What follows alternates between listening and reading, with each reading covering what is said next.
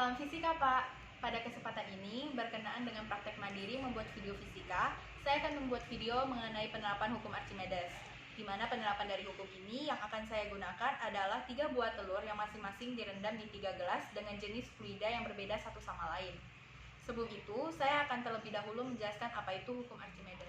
Jika sebuah benda dicelupkan ke dalam zat cair, maka benda tersebut akan mendapat gaya yang disebut dengan gaya apung atau gaya ke atas sebesar berat zat cair yang dipindahkannya. Begitulah isi dari hukum Archimedes, yaitu hukum yang menjelaskan hubungan antara gaya berat dengan gaya apung, di mana hukum ini menyatakan bahwa benda yang dicelupkan ke dalam air akan mengalami gaya apung atau gaya yang mengangkat benda itu ke atas. Dan menurut hukum ini, beratnya benda yang dicelupkan akan sama besar dengan banyaknya zat cair yang dipindahkan. Dalam hukum Archimedes ini, ada 3 kemungkinan posisi benda, yaitu terapung, melayang, dan tenggelam. Benda dapat berada di posisi terapung apabila massa jenis benda lebih kecil daripada massa jenis zat cair. Sedangkan benda pada posisi melayang akan memiliki massa jenis benda yang sama besar dengan massa jenis zat cairnya. Dan benda yang berada di posisi tenggelam akan memiliki massa jenis benda lebih besar daripada massa jenis zat cairnya. Tujuan dari praktikum yang saya lakukan ini adalah untuk mengetahui hubungan atau pengaruh hukum Archimedes dengan berbedanya posisi telur di setiap larutan.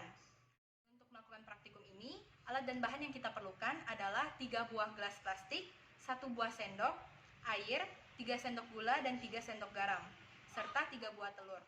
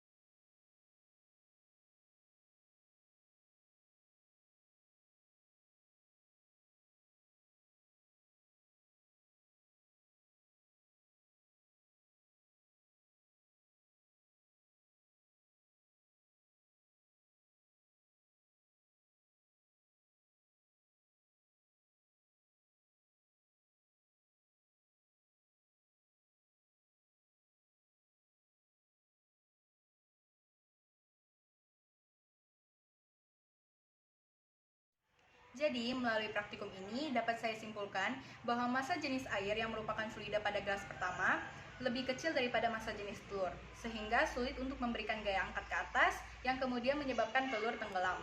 Selain itu, dengan mencampurkan garam ke dalam air dapat mengubah massa jenis fluida menjadi lebih besar daripada massa jenis telur, hingga dapat memberikan gaya angkat ke atas atau gaya apung yang lebih besar, sehingga menyebabkan telur tersebut terapung.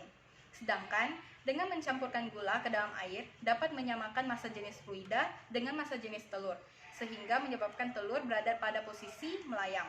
Sekian praktek dan penjelasan dari saya. Mohon maaf apabila ada kesalahan, baik dalam perkataan maupun perbuatan. Atas perhatian Bapak, saya ucapkan terima kasih.